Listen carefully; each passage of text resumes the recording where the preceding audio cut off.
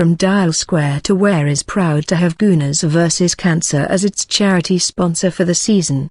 Set up by the Gooners podcast, it is a brilliant charity raising money for leukemia and lymphoma research. Please help me to help them reach their fundraising goal by visiting goonersvscancer.com and see how to donate or bid for some great Gooner merchandise. Thank you.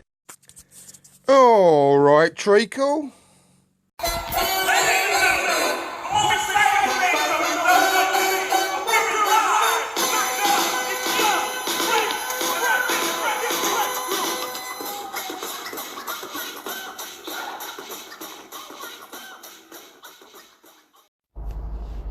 Welcome everyone to episode 5 of From Dial Square to Where. Hope you've all had a good week. Actually, before I carry on, a couple of you have had a really good week. Just a couple of shout outs regards to big birthdays on the Arsenal Twitter this week gone by. My mate at Phil Busby, 79, was his 40th this week.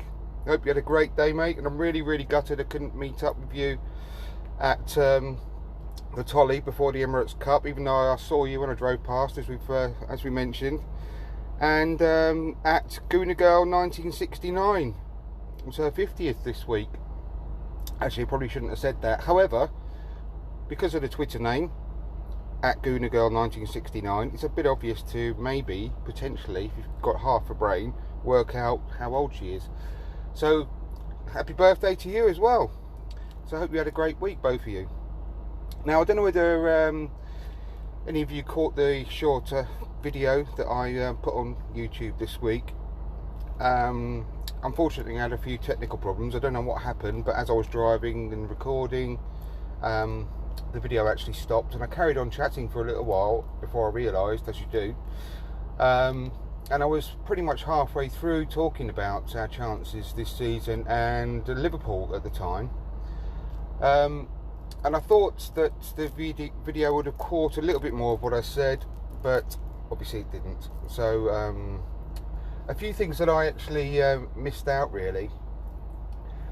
Overall, and like I said, I'm not saying under any circumstances that Liverpool are going to have a crap season. I just think that they are going to be very hard pushed to have the same season again as what they did last year. It's hard push for any team in world football to achieve what them and Man City achieved last season. And it seems to me that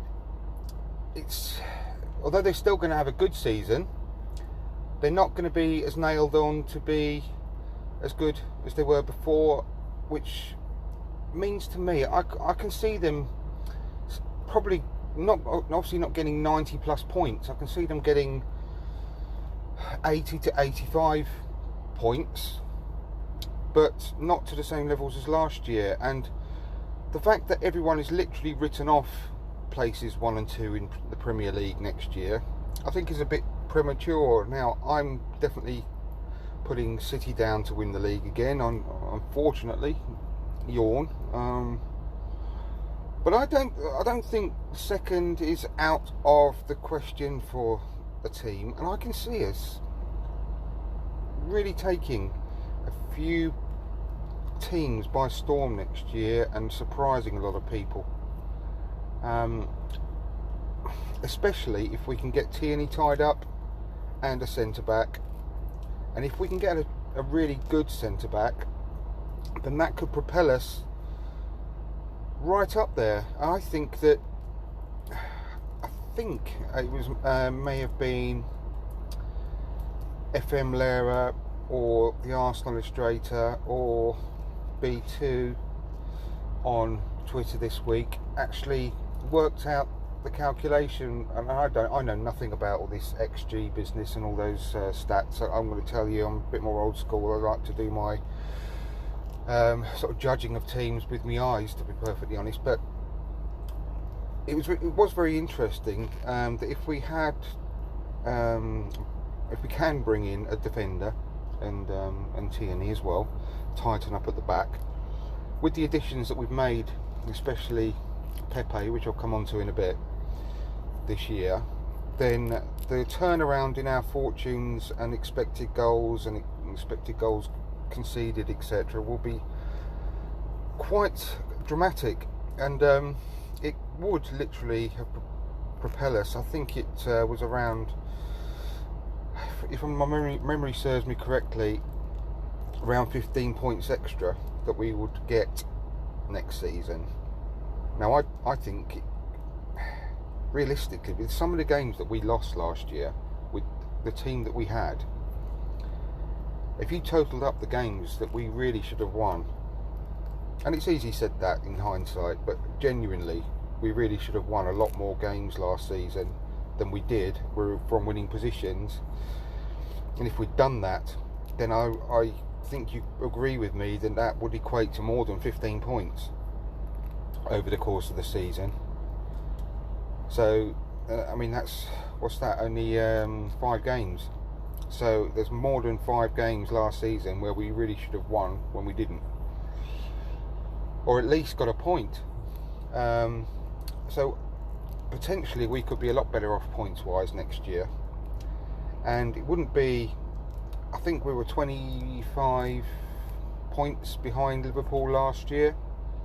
If they drop 10 points, which was still an amazing season, going down from 97 to 87, still a very good season, and we claimed those 15 points as a minimum, then that puts us right in the position where we could finish second.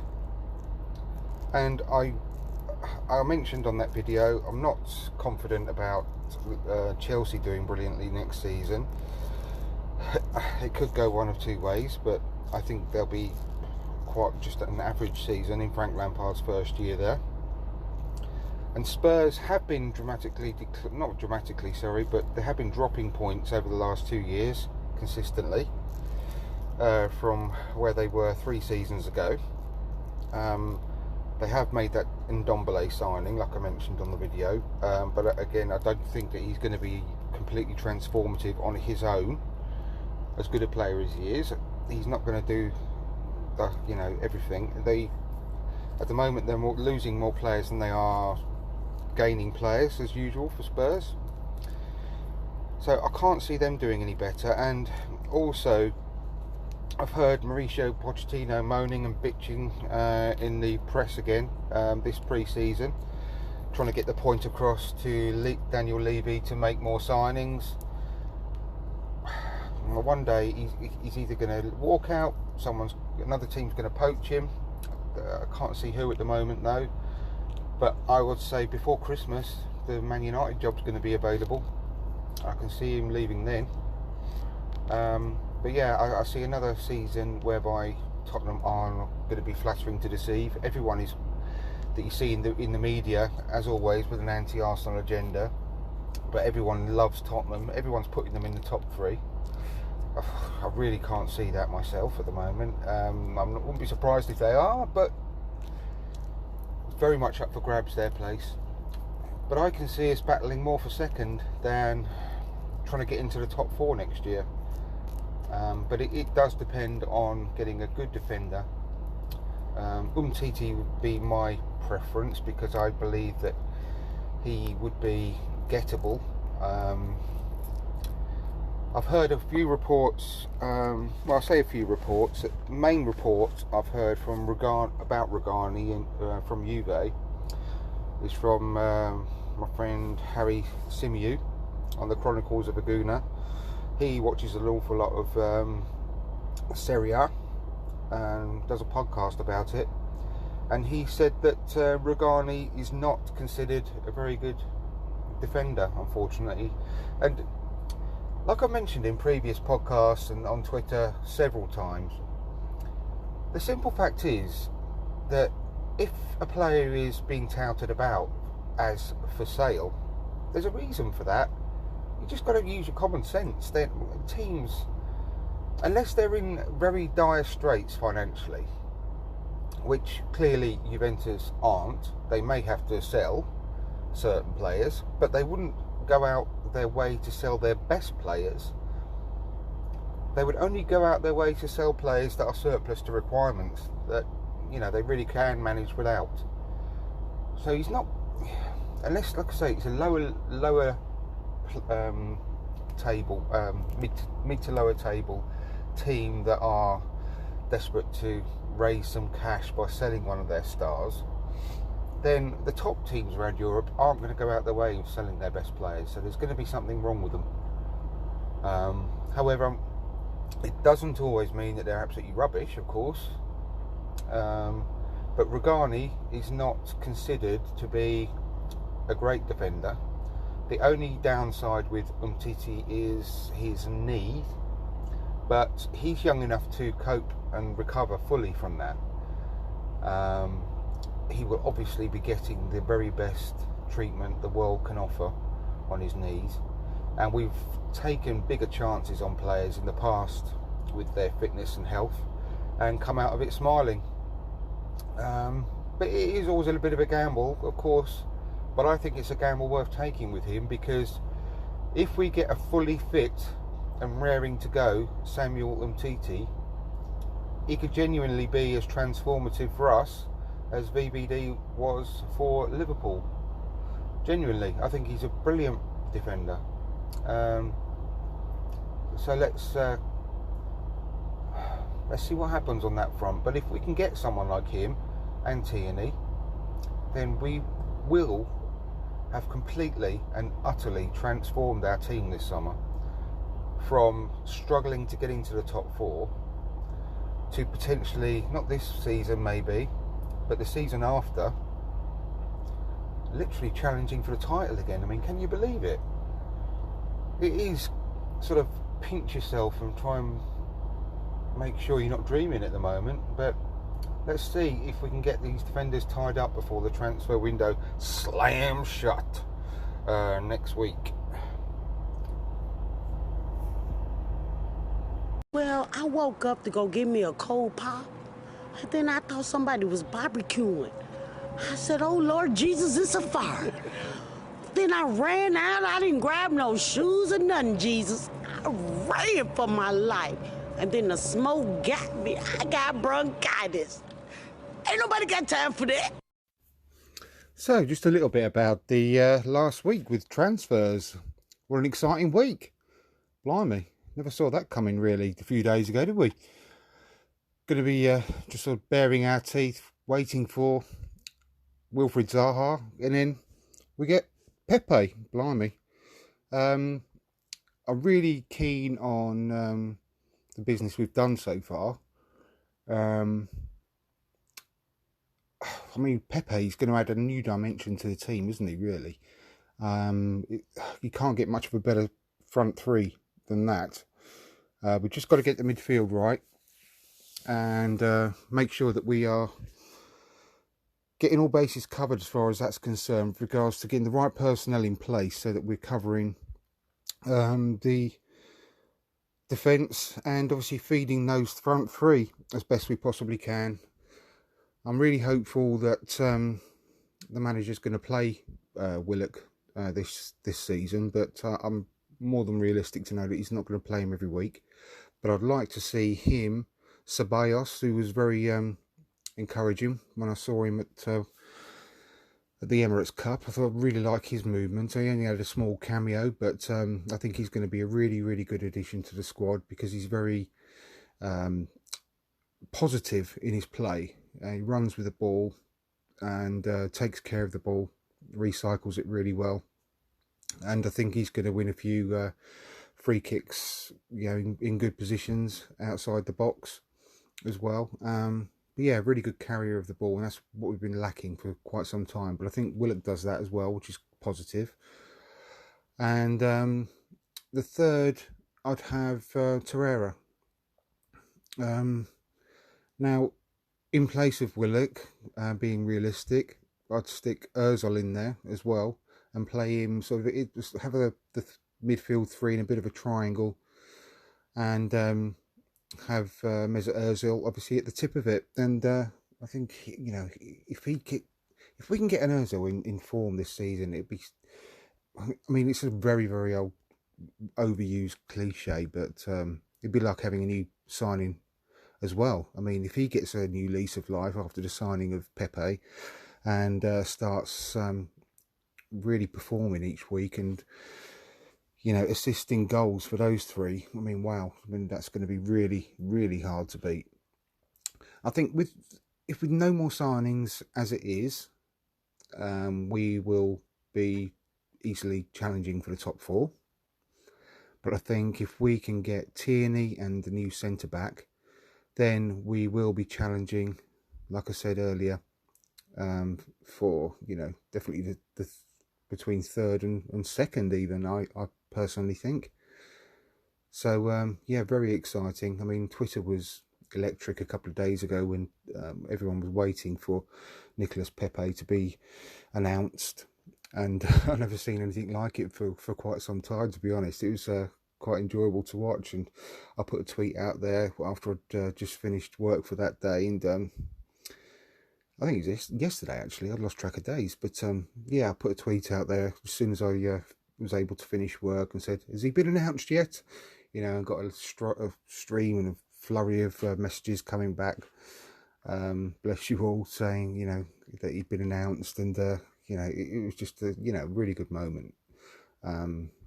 So it just sends out a great message across, well, the whole of Europe, really. It's a really good statement signing. You know, like I said before, get people off their seats and thinking, oh, blimey, you know, what's Arsenal up to? I thought they only had a threepence halfpenny to spend this year. And, yeah, we go and make a signing like that ahead of a lot of other teams who would have loved them.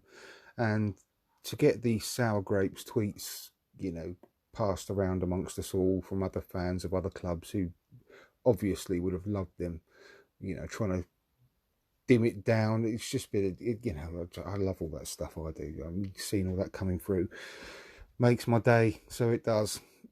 So yeah, that's all been a great week, and I'm just desperately hoping now that we're not, in this instance, the same old Arsenal. And I just hope we don't just completely ignore the defence like we have done for years and years and years. I mean, how many times have you heard pundits and journalists saying, oh, you know, I know Arsenal have bought another number 10 or another attacker, and, you know, everyone knows that they desperately need defenders and so on, and it's been the same for years. So let's just hope that we get that right this year as well. And, you know, I don't want to sound like a spoilt child or anything, but if we don't get, you know, Tierney signed up, and, well, even just Tierney, really, I'll still be a little bit of an anticlimax, really, for me. I've been looking forward to him so much, even though we've just signed for Nicolas Pepe. It just sounds a bit daft even when I'm saying it out loud, but I will do. I feel still a bit disappointed, but also, if we don't get a central defender as well, I mean, how can you say you'd be disappointed with the transfer window like we've had, really? But if we don't get any defensive cover, then I can't say, hand on my heart, I won't be still a bit disappointed and feel a bit anticlimactic, to be honest. So let's keep our fingers crossed, all of us, and stay together, and let's hope for a really exciting last week of the transfer window. I mean, just quickly as well, that is annoying that it finishes so flipping early this year as well.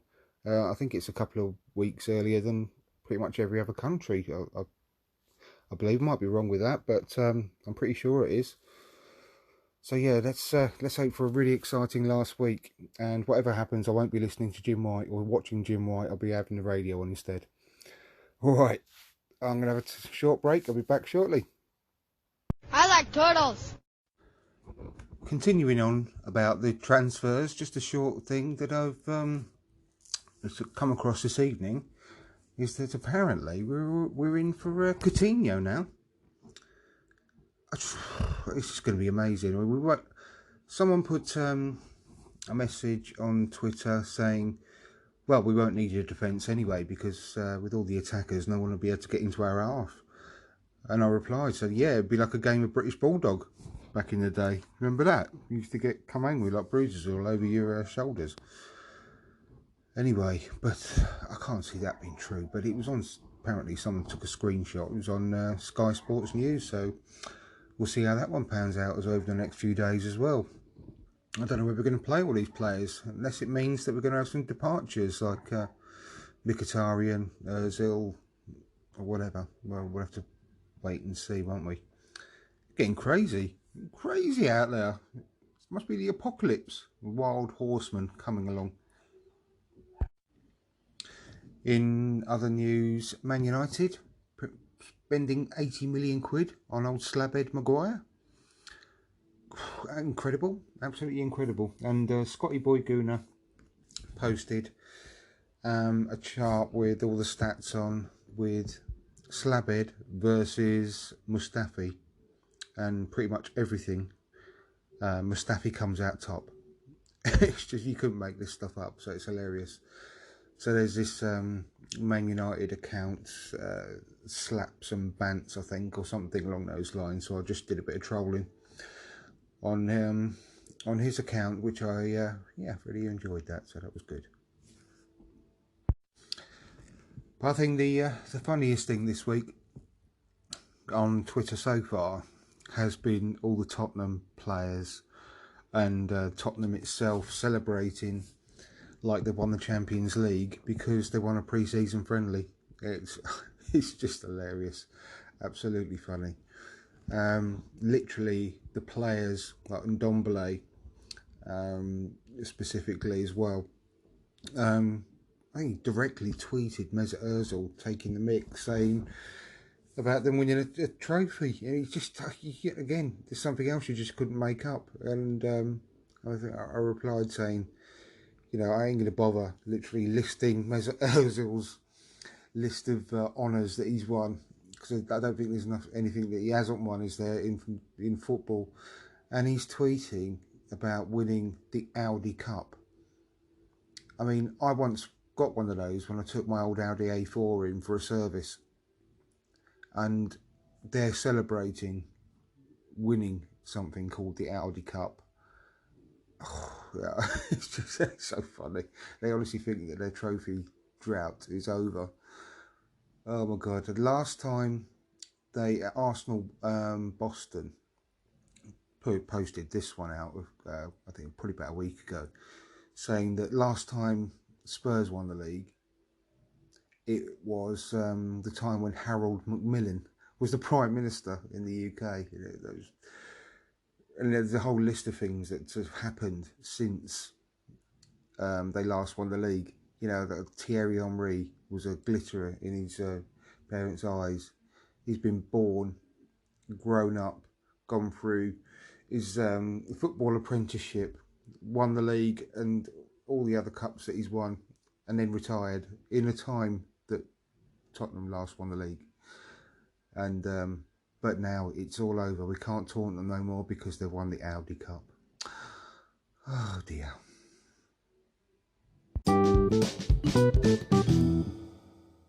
Now it's time for what you've all been waiting for, the Craic of Dawn. With Dawn. Obviously. If you're going down the heat or coming out of the grabbing like that, if you don't get them beyond your show. Potato!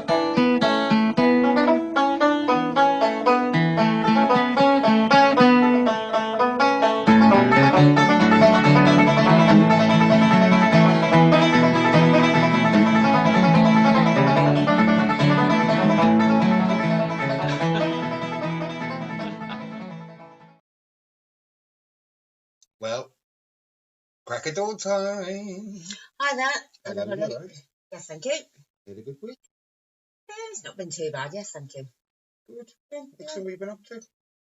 Um, I should know because I live with you. Say, But yes, you for live the with me. for the sake of the listener. For the sake of the listeners, well, gardening. I've done quite a bit of gardening, which I really, really enjoyed. I actually thought the world was coming to an end the other day, so I did, after that torrential rain that we had for 24 hours. You know, it's only burst a dam, so you know it's just an average shower. No, it's just really shit, isn't it? Never, ever, ever complain about it being too warm, even if it is too warm. I never ever say it's too warm. But when it rains, you don't have to hear me complain about it. But the garden needs it, So my mother would say. and it's nice weather for ducks. of Oh, course. well, apparently, I say apparently, James's mother, Maria, James being my friend, my son's friend from school even. Yeah. Well, his mum, Maria, she has a duck. It's a Yeah, a bit random that, as a pet.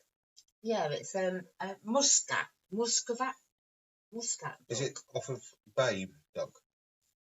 That sort I of don't know. slender That's one. quite, but yeah, it is quite a slender one. Yeah. They're That cute, was it. those ones. Yeah. Yeah. Well, Looking when like it was a mini raining, goose. when it was raining, when I went round to Kirby the other day, there was in actual fact raining, like I've just said. Maybe we'll have to what's it this bit? No, can't. No, you can't. Well, of course you can. That's right. I've kind of lost my train of thought. Yes, well, anyway, I said it's a nice weather for dogs. So she has, well, actually, now she doesn't like it. She comes in.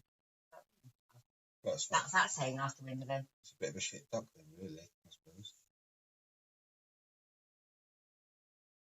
Next time, take a little hook with you to school, just in case she brings the duck and you could hook I don't. And it's a prize every time, of course. This Muscovite dog, I asked her how long we're supposed to live for. She said about 30 odd years. I'm joking. No, I'm not. I might actually have exaggerated the time, but I don't think I do that much. Certainly, she did say about 30 odd years. Well, if you're Anyway. past the Chinese shop. Oh, no. So have you seen anything on Twitter? This week? Yes, I have. I think you've got a new favourite Twitter user. I have, yes. Well, His name is AFC Van. We've done a couple of these tweets already. He's going to start getting massively heavy. Well, what's wrong with that? No, nothing. If you've got it, flaunt it, eh? Very funny. That's what my mother always said about my big boobs. Eternally grateful. Yes. So do you want me to read one of these out to you then? What with if you want, if anything has caught your eye. there was Juliet Lubega at Ukragirl 2D. Don't know what that means. Whatever. Whatever. She says Arsenal lost their own Emirates Cup and they just played the final. We have to beat Real Madrid to qualify. Laffy crying face. And Bayern Munich to win. So AFC Bam replied, at Arsenal Homer. Homerton. All right, that's the Doesn't quite show on. Well, anyway, he says, Blimey, Juliet, I know your club has had some lean time, but you celebrating a friendly club is like not having sex for years and then marrying a grapefruit with a hole in it so you can have a regular shower.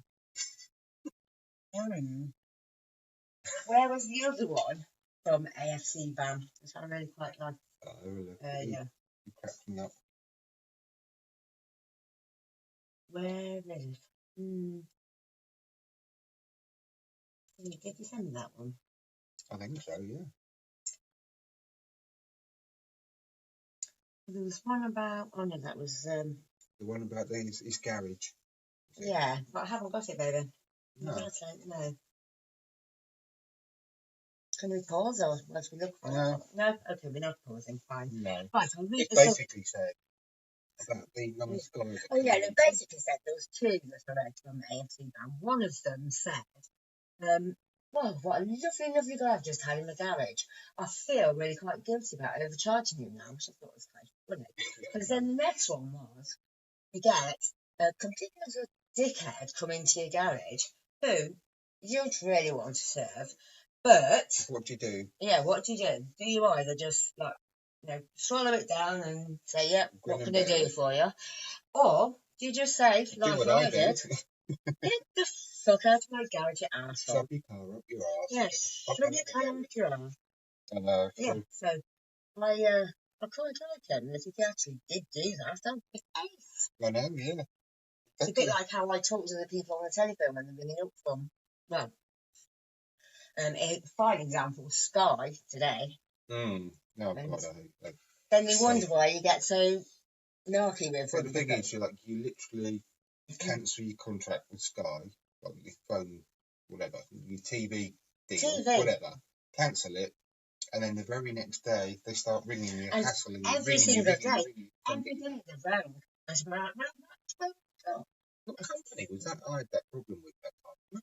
I don't know, but I It's going swear on to God. I used to get 25 messages a day. I reckon that's somebody who's like take the vendetta when you tell them to piss off or leave me alone or whatever. Somebody must take your Filming just to constantly ring it. I hate poor customer service is, as you know, probably by now, I'm sure, my biggest bugbear in the whole world. I really hope they've recorded my conversation with Sky. Oh, honestly, I swear they use mine for their training, and I swear to God they're going to have to put some earmuffs on, because if there's some good church-going people that they recruit, they're not going to want to listen to mine for their training, I tell you. But no, it drives me mad. I don't know what company was it. I've only just literally gone out of my head. Right, 20 plus messages a day. Remember, I had to report. Oh, I know, yeah. I can't remember. I think it was one of those PPI type companies, wasn't it? That proper harassing that was. I can't remember, but yeah, you actually turn your notifications off in the end, didn't you? So. Yeah, definitely. Well, tell us a joke then. Oh, right. Oh, yes, this is the big thing, so it's the Craic of Dawn. Crack being joke, so I'm going to take a joke. A plum crack. Not bum crack, no, just like the crack as in the dirty crack. Anyway, I shall tell you my most favourite joke. I'll start with this because things can only go downhill from here then. There's a teacher actually standing at the front of the class, and she says, "Can anybody tell me a sentence with the word definitely in it?" So little Isabel up front, the sky is definitely blue, and the teacher says, "No, sorry, Isabel, sorry, that's wrong." She goes, "Because sometimes the sky isn't blue, it's grey or it's black or dark at night time." So the little Charlotte in the middle of the class, she puts her hand up. She goes, "The sky is definitely blue." Did you just do the sky? You just done that one, yeah. Oh, boss. Not the sky. Trees. The trees are definitely green. So the teacher says, "Well, no, sorry, Charlotte." She says, "That's wrong as well, because sometimes the trees are brown or they have no leaves at all in winter and autumn." So then little Johnny at the back of the class, he puts his hand up and he says, he goes, "Miss, the parts have nuts in them." And the teacher's absolutely horrified and says, "No, Johnny, why do you ask me?" He says, "Well, in that case, then, I'll definitely shit my pants." Not that you've not heard it thousands of times before. But it's always Crack of Dawn. Yeah. Yes, on to the Crack of Dawn. And a quick bonus, why did the babe have bad hands? Because he needed a poo. Yes, he did. I had you've... One more, just one more. Go on. Knock, knock. Who's there? I done up. I done a poo. Oh. That's it. I just leave it there. Who's there? I trod in a... I trod in a poo. You didn't. I smelled something in here. Knock, knock. Who's there? I smell like up. No. I smell like I think we will end it there. I don't smell like it. Right then, like we said, we'll just leave that. Yes, indeed. In fact, I will leave my new favourite Twitter person until next week. There you go. Oh, and by the way, we might have a guest on the next episode. That would be pretty cool. It will be pretty cool. My mum. Yes. No, not your mum. Oh, right. Although that would be very entertaining, I'm sure. She wouldn't know what was going on. No, we just wouldn't tell her that we recorded. The ramblings of a mad woman. That's me now, isn't it? Exactly. Yeah. I should point out that it is nearly 2:30. We probably should be keeping that voice to sleep upstairs. We're not asleep. We're just going to voice in the toilet. We'd probably be difficult with our mad ramblings. Well, thank goodness for that, and they're not reading the bed. But we are, yes, I should point out that it's about 2:30 in the morning. And probably had a bit to drink, and probably a little bit worse for wear. And, well, hope you enjoyed the Crack of Dawn this week. Of course you did. Bye-bye. Thanks for coming. Bye-bye. See you next episode. See you next episode. Bye-bye.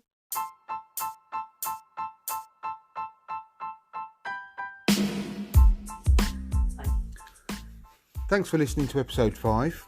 Remember, you can always get in contact with the podcast via email, which is fromdialsquare@gmail.com, or via Twitter, which is @fromdialsquare.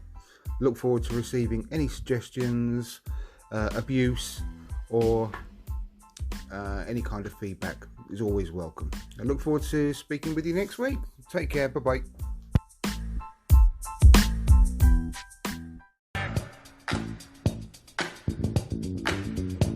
I said the hip, hop, the hippie, the hippie, the hip, hip, hop, and you don't stop the rocket to the bang, bang, boogie, say, yup, yup, the boogie to the rhythm of the boogie to beat. Now what the hell is to the twist, I'm ripping to the beat. I'm here, the groove, and my friends are gonna try to move your feet. See, I am Wonder Man, and I'd like to say hello. I do the black, to the white, the red, and the blue, the purple, and yellow. Hello there, this is Dawn from At the Craic of Dawn again. Well, being as though it's called the Craic of Dawn, like meaning in like the crack, not actual crack. Well, anyway, the crack being a joke, so I thought I'd tell a joke. So, here's one of my favourites. Why did the baker have brown hands? Because he needed a poo.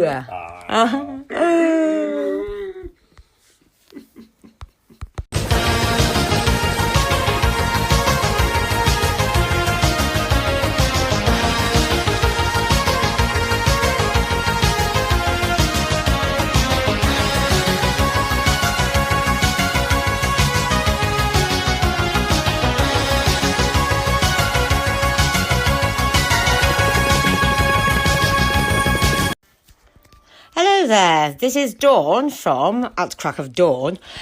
Just recording a little voice message here, just so that we can basically hear what I sound like.